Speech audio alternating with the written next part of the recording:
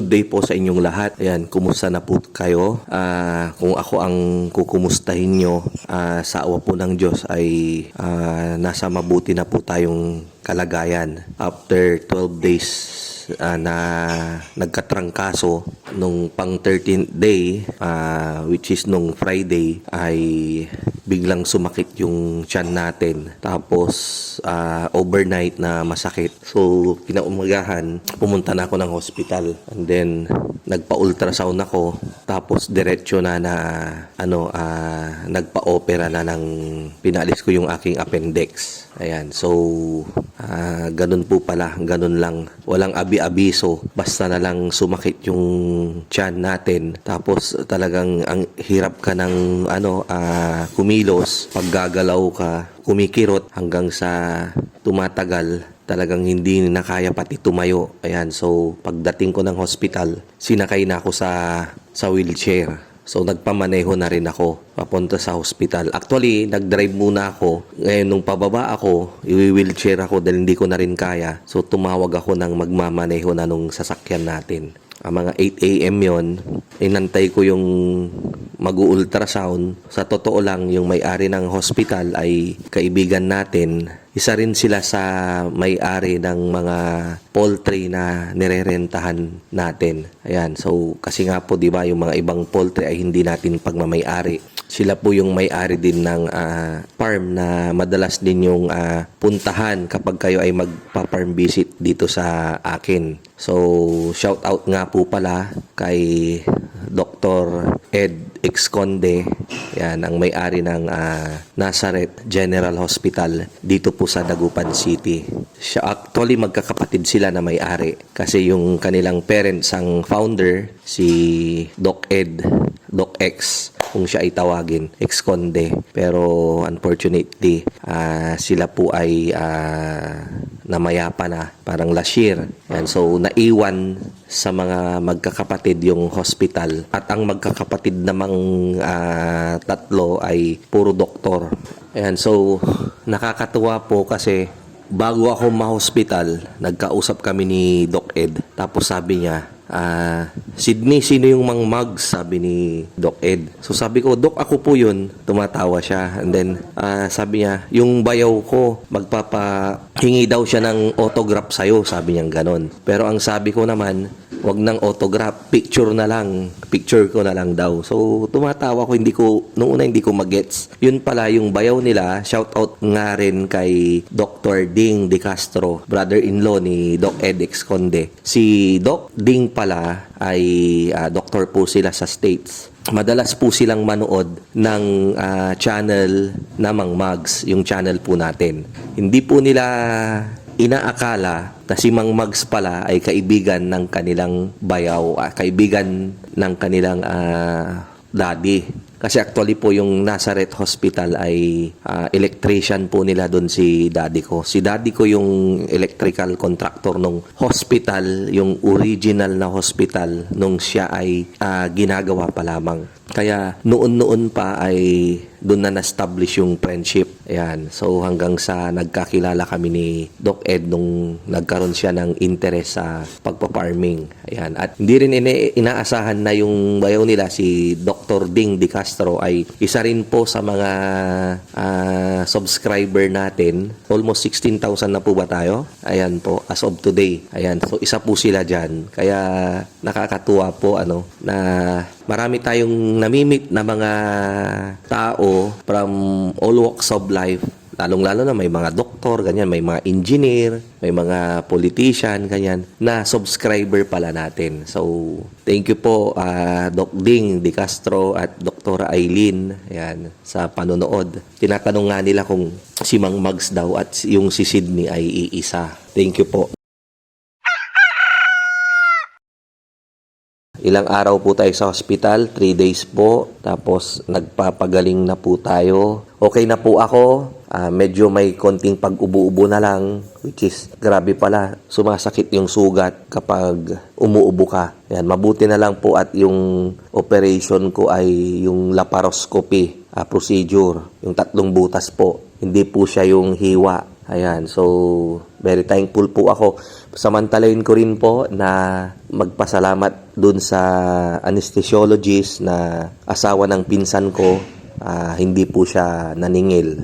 And then ganon din po dun sa surgeon, si Doc Harry Tandok. Hindi rin po siya naningil ng kanyang PF. Ayan, and then yung anesthesiologist, si Doc Jerry Election. Ayan, maraming salamat po, Doc. And then kila Doc Ed na nagbigay ng discount sa hospital natin. Doon sa gustong malaman kung magkano yung nagastos natin, ilalagay ko na lang po dyan sa comment section sakaling may magtanong. Pero napakaganda po ng serbisyo, lalong-lalo na yung mga nurse. Nadagdagan na naman yung mga kaibigan natin. Ayan. So, thank you. Nasa mabuti na po akong kalagayan. Kanina ngang umaga ay nag-umpisa na po akong magtrabaho, pero alalay lang muna. So, namasyal po ako dun sa isang farm natin na pinapabakuran ko. So ngayong araw, gaya ng nasa title, ang topic po natin for today ay tungkol po sa update po sa presyo ng itlog. Marami po ang natutuwa kasi nga po sa kabila ng pagtaas, sunod-sunod na pagtaas ng presyo ng feeds natin, ay sa awa ng Diyos, lalong-lalo na sa ating mga nagpapaitlog ng manok, ay gumanda na po yung presyo, gumaganda na po. So magkakaroon na po tayo ng chance para makabawi sa mga gastusin natin. Ayan. So as of today, ang presyo po ng itlog natin wholesale ay XS 190, 200 pesos po ang small. Medium 220, ang large 230, ang XL 240, ang jumbo po ay nasa 260 pesos. Yan po yung wholesale price natin sa farm. Kahit gaano po yung gaano karami yung kanilang bibilhing itlog sa farm, ay yan po yung ating presyo, wholesale. So sa palengke po, mas mahal. Nagpapatong po sila ng 15 to 20 pesos po dyan sa presyong nabanggit ko. Kaya lang, dahil nga po sa yung itlog na napoproduce natin sa farm, tayo na mismo yung nagbebenta. Usually, ideal yung malapit sa palengke, ganyan. Yung dun sa harap ng restaurant. Ganon rin po namin binebenta, wholesale. So, mas mababa po talaga tayo kumpara sa palengke. Pagkadating po ng itlog natin, dahil hinahati po namin ng brother ko, akin yung 3 araw, sa kanya yung 4 na araw. Minsan naman, akin yung 4 na araw, sa kanya yung 3 araw. Sa rotation, sa weekly. Pagdating ng itlog sa pwesto ng Monday, ilang oras lang po, 2 to 3 hours, ubos na po yung ating itlog. Ganun po kataas ang demand ngayon ng itlog. Ayan, yung isang pwesto ko sa Dagupan, yung sa harap ng restaurant, kung mapapansin nyo, wala na pong tinda. Hindi na po kami nakapagbubukas dahil wala po kaming maitinda. So, ang mini-maintain lang po namin yung pwesto namin malapit sa palengke. Kaya lang parang every other day lang po may itlog, every morning. Ayan, so ganito yung sitwasyon. Gusto nung mga buyer magpa-reserve, pero hindi po kami tumatanggap ng reservation. First come, first serve po. Ganon din po sa outlet ng kapatid ko dun sa Bayambang. Opo, ganon katindi po yung demand.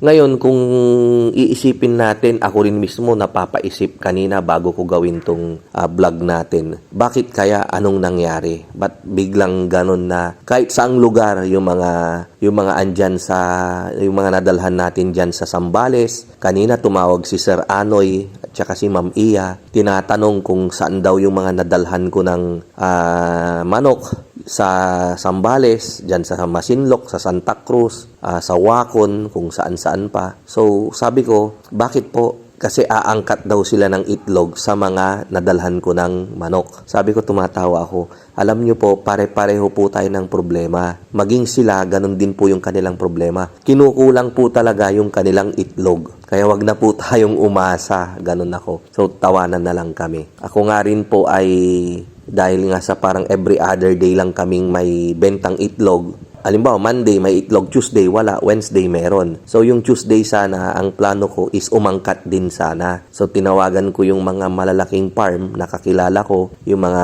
meron silang farm na 60,000, 50,000, ganyan, dito sa amin. Pare-pareho po yung kanilang sagot. Wala po silang available na agad-agad. Ayan, so ito po yung napakagandang sign para sa atin na nagpapaitlog dahil may chance na po tayo para makabawi dun sa mga losses natin nung mga nakaraang dahil sa tindi ng baba ng presyo ng itlog. Dun sa mga nagpabook at ongoing po yung aming delivery, basta asikasuhin nyo lang mabuti yung mga RTL ninyo nang sa ganon ay maganda po, kumita po tayo. Ayan.